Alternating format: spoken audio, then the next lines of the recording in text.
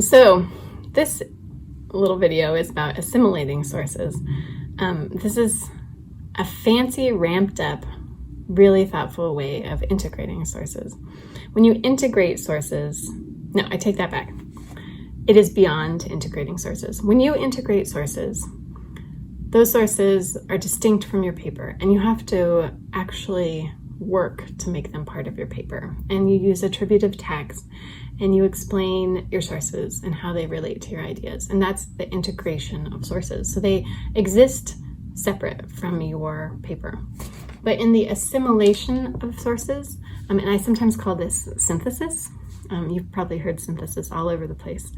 But suddenly you are so familiar with your sources that you don't even have to work to integrate them, because those theories have become part of your way of thinking. You have synthesized them into your ideas. And the quick online definition of synthesis is a combination of ideas to form a theory or a system. And so if you read a paper and it was just the most essential idea to help you build your own argument, you've probably read that paper multiple times. You probably feel very comfortable with its structure and its ideas, and you will be able to talk about that paper in a way that you don't almost need to reference the source much, because it becomes part of the way you think.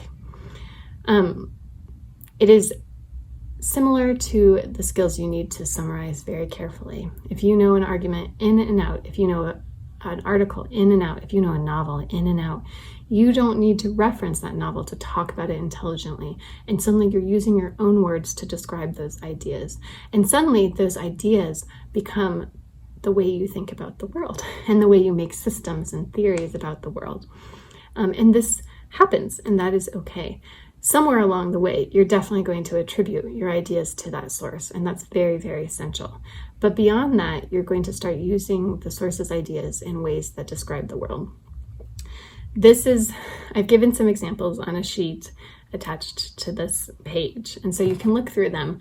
And another way to think about it is with a smoothie. So in a smoothie, you have individual ingredients. When I make smoothies, I like to include blueberries and strawberries.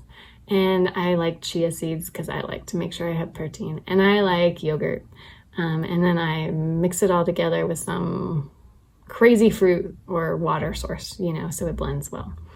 But all of those are individual elements. And as I add them one by one to my little blender cup, they still look separate. Okay, and so that's kind of the integration of sources. The blueberries still look like blueberries. The chia seeds might gel a little, but they're still chia seeds. The strawberries are still strawberries, and you can tell that they are separate. The yogurt is still yogurt. But once I blend it, things change.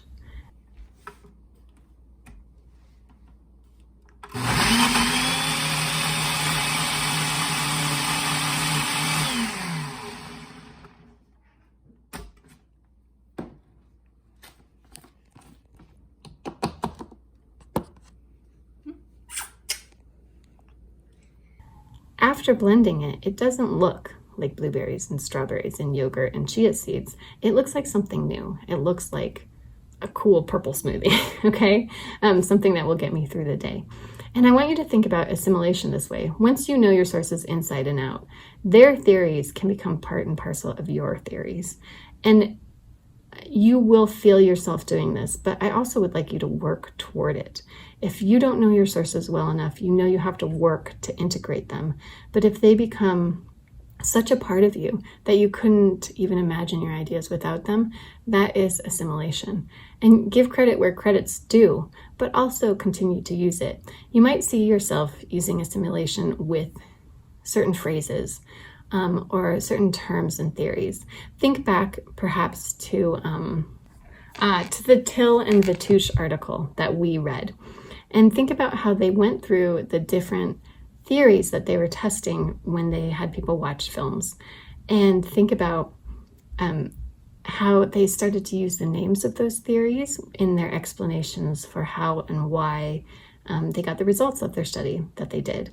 And that is assimilation.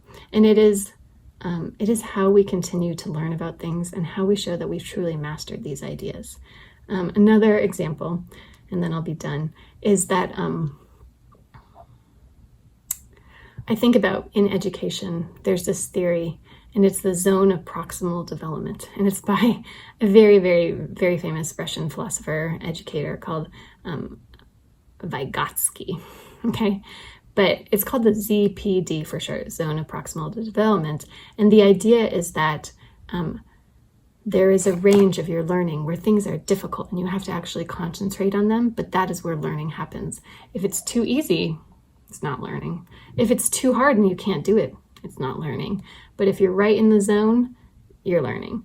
And that has become such a part of my thinking that I don't even think about it in terms of ZPD. It has become the way that I try to teach and the way I try to challenge myself when I'm learning something new. And I know when it's too hard and I know when it's too easy. But I have assimilated those ideas into my understanding of the world in a way that affects the way I interact with my children, the way I interact with myself, the way I interact with other people.